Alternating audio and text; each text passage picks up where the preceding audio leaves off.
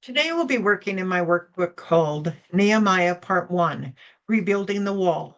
This is on Nehemiah chapters 1 through 7.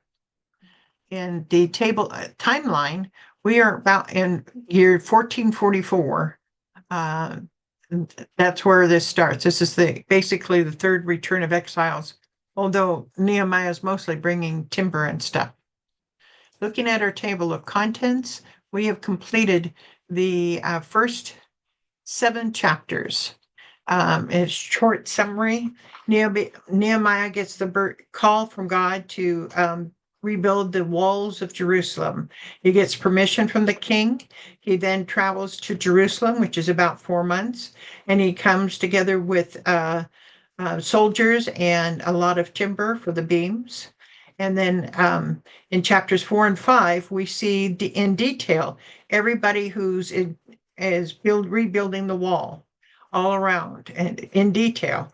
And so 4 and 5 is actually the work involved. Chapters 6 through at least 8 is the things that happened while they were rebuilding the wall. The rebuilding of the wall only took 52 days, which is amazing, absolutely amazing, considering the length of the wall, which is 2.5 miles, and the width and the height of the wall. It's just amazing how they were able to do that.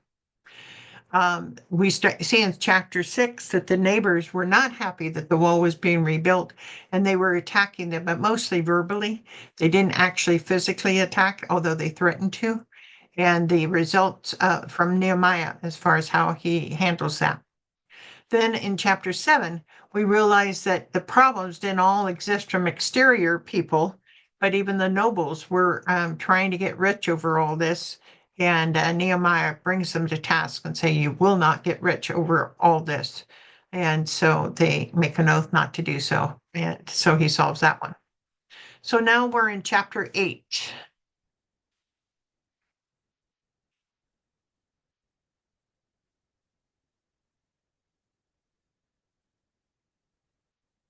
Completion of the wall despite opposition. Nehemiah 6, 1 through 19.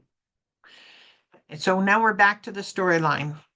Nehemiah 6 1. When the word came to Sanballat, Tobiah, Geshem the Arab, and the rest of our enemies that I had rebuilt the wall, and not a gap was left in it, though up to that time I had not set the doors into the gates, Sanballat and Geshem sent me a message.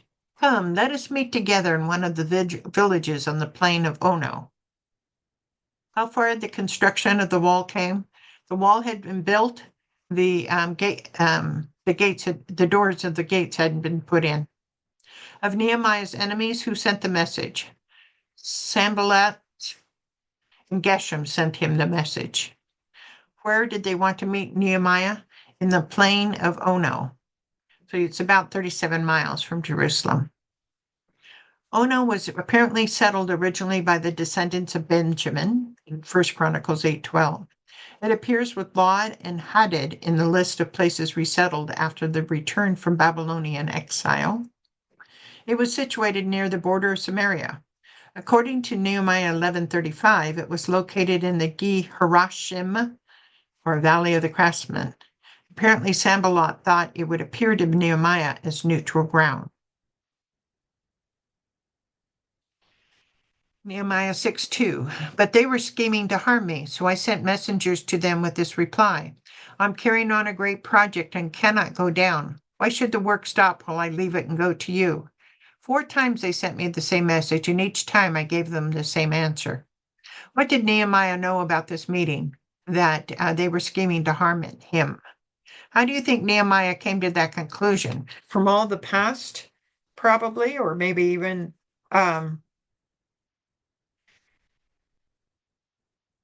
basically all the past. Perhaps he remembered what happened during the time of Jeremiah, which is written below. Jeremiah 41, 1 through 3.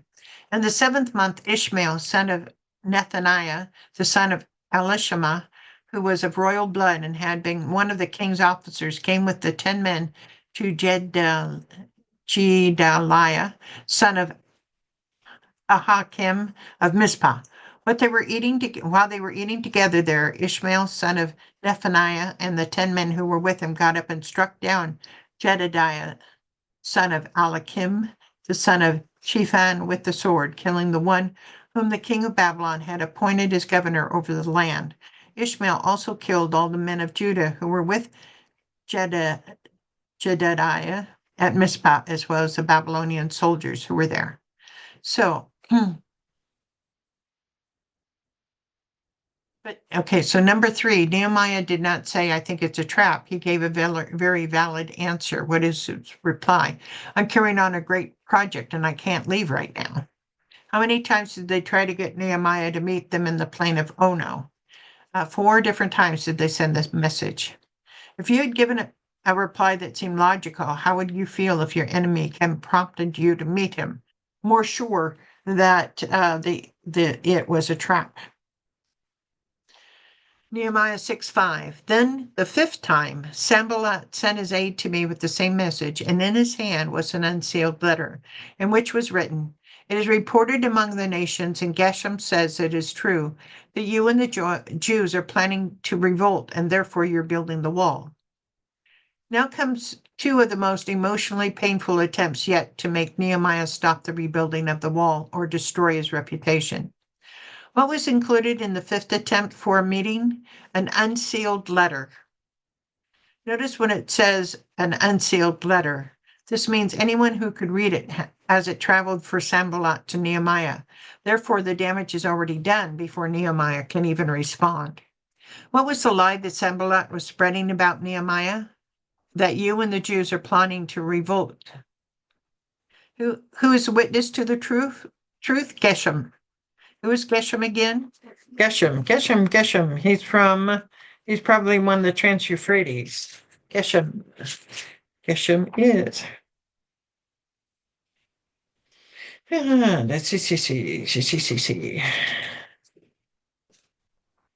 Let's see. I believe it's Geshem.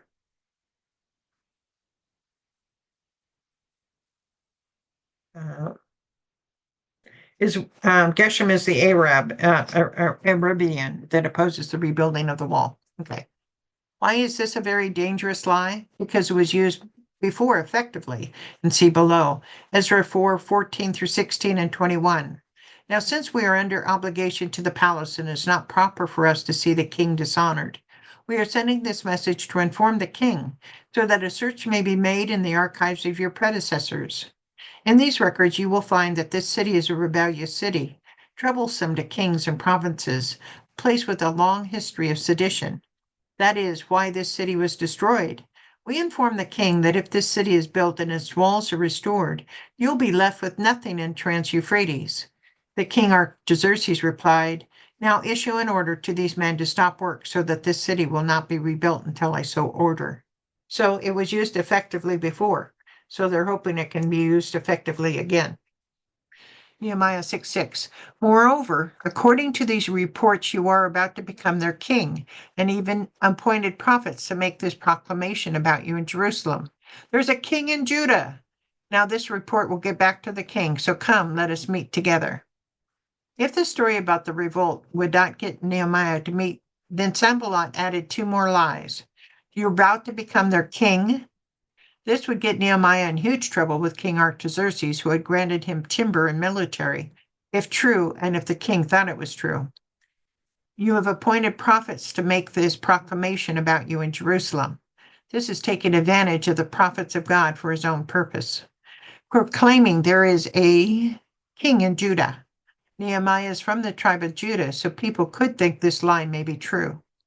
Does Sanballat say this report might get back to the king or will get back to the king? Will get back to the king. If the damage is already done, what would be the point in meeting together? I don't know. To not make it worse? I don't know. What do you think Nehemiah will do? I don't think he'll meet him. Somehow he's going to resolve this so that the king doesn't get the wrong impression, I would think. I don't know. Nehemiah 6:11. But I said, should a man like me run away? Or should someone like me go into the temple to save his life? I will not go. I'm missing something here. Okay, sorry, I missed it, skipped a step. Nehemiah 6:8. I sent him this reply. Nothing like what you're saying is happening.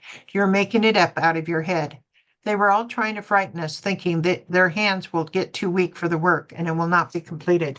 But I prayed, now strengthen my hands. What did Nehemiah say Sanballat was doing with these comments? You're making it all up out of your head. Was Nehemiah going to prove the statements wrong, send a note to the king, or just ignore them? He was just going to ignore them. The phrase translated hands will get too weak really means discouraged. With that in mind, what did Nehemiah believe his enemy was trying to do? Frighten the people so they felt like they couldn't continue. What did Nehemiah do to defeat the discouragement of him and the builders? He prayed to God to strengthen their hands. Looking at the scripture below, did the exiles who first arrived have the same trouble? Ezra 4:4-5. The people around them sent out to discourage the people of Judah and made them afraid to go on building. They bribed officials to work against them and frustrated their plans during the entire reign of Cyrus, king of Persia, and down to the reign of Darius, king of Persia. So yes, indeed, they had the same trouble.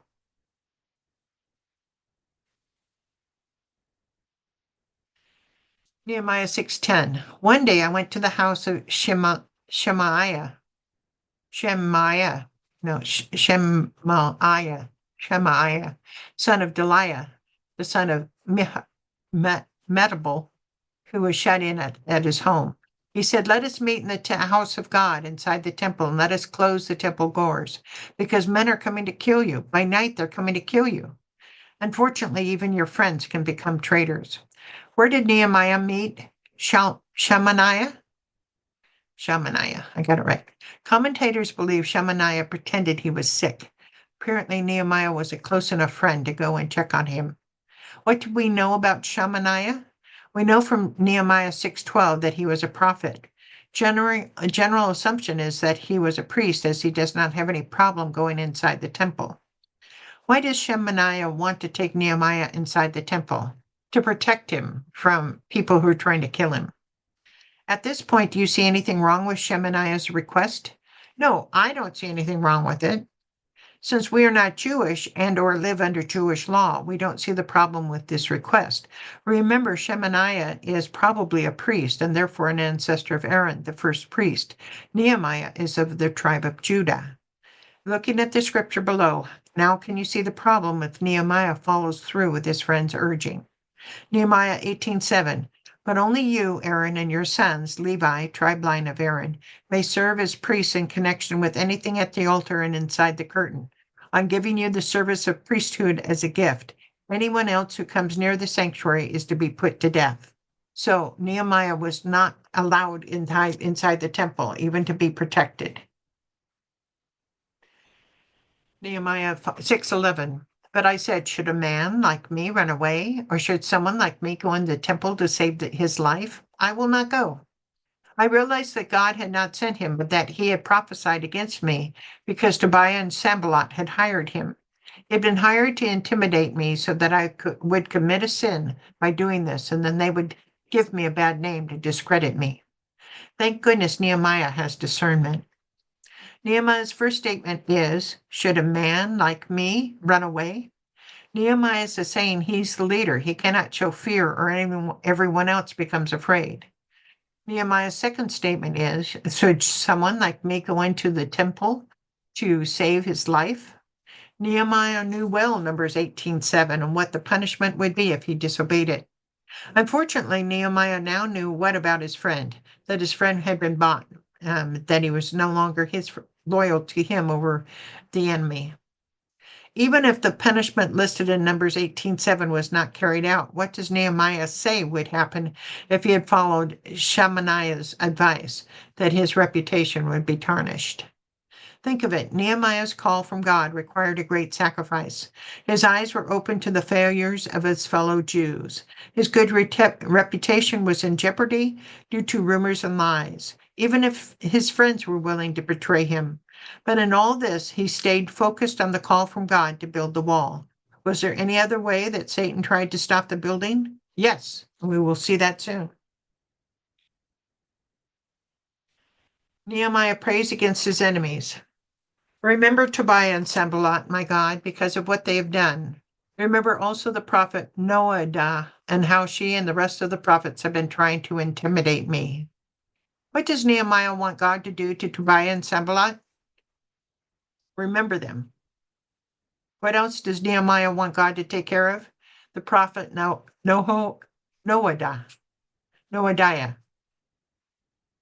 Although we do not know anything more about Noadiah than what is written here, we can still conclude a lot. First, she is a woman and a prophet. Second, she must be a lead prophet as she is leading the other prophets in this action. Thirdly, she is not a true prophet of God in that she's been trying to intimidate Nehemiah and stop his mission. If she was truly a prophet of God, she'd be on Nehemiah's side. There are several women prophets in the Bible, Miriam, Deborah, and Anna of the New Testament, to name a few. Do you think Shemaiah was part of these prophets that were intimidating Nehemiah? Yes, I think so. Now we know that the nobles and officials probably weren't his greatest friends due to their shakedown by Nehemiah in Nehemiah 6, 7 through 8. But now a number of prophets are also against him as well. At times I think Nehemiah could feel that everyone and everything is fighting against him, accomplishing his goal, but he never wavers and he never hesitates. He takes his frustrations and anger to God, but doesn't show it to the people. God sure picked the right man for the job. Nehemiah 6:15. So the wall was completed on the 25th of Elul in 52 days. Elul. When all our enemies heard about this, all the surrounding nations were afraid and lost their self-confidence because they realized that this work had been done with the help of our God. How long did it take to completely build the wall? 52 days. Wow, one of the powerful messages of Nehemiah is how much you can accomplish when you align yourself with the will and plan of God. Nehemiah and his followers do what seems to be the impossible because they were doing what God had called them to do. Think of it, 42 groups of people with no construction experience working with burnt limestone and rubble as the materials. The timber Nehemiah brought would have been for the gates. Despite the fear of being attacked, were able to build a wall 2.5 miles long, 39 feet tall, and 8 foot wide. How did the surrounding nations feel about the completed wall? They became all afraid and lost their self-confidence. What did the surrounding nations realize when this wall was completed in such short amount of time? That God helped. We do know that Nehemiah had often prayed to God to take vengeance on his enemies, and yet we don't know if anything happened to his enemies. But we do know that the strength and endurance of the people were enhanced. What do you think about these types of prayers? Should we take our frustrations, anger, and resentment to God? If nothing happens to our enemy, but we are strengthened, is that good enough? We should take all our emotions to God with respect. And even if we ask for the punishment of our enemies, if we are enhanced and protected, that's even better than our enemies getting hurt, even though we wish they would get hurt and feel like we felt. Nehemiah 6:17. Also in those days, the nobles of Judah were sending many letters to Tobiah, and replies from Tobiah kept coming to them. For many in Judah were under oath to him, since he was son-in-law to Shechaniah, son of Arah, and his son Jehohanan had married the daughter of Meshullam, son of Berechiah. Moreover, they kept reporting to me his good deeds and then telling him what I said, and Tobiah sent letters to intimidate me. So yet another betrayal is mentioned here. The nobles of Judah were sending whom letters? Tobiah. Who was Tobiah sending letters to in return? He was sending letters to Nehemiah. Most likely there were contracts or oaths for merchandise and free transport between the nobles of Judah and Tobiah before Nehemiah arrived on the scene. To keep from financial ruin, the nobles continued their relationship with Tobiah, but quietly. They knew Tobiah, they did not know Nehemiah, and they probably did not have any initial faith in the goal of Nehemiah. Who was Tobiah's son-in-law to? Shechaniah. Who did Tobiah's son Jehohanan marry? The daughter of Meshullam. What did the nobles of Judah tell Nehemiah?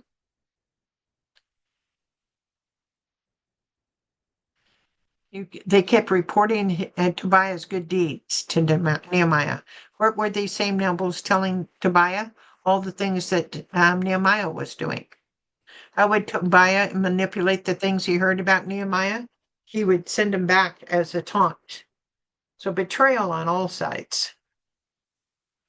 So we come to the end of the crossword, the end of the chapter. So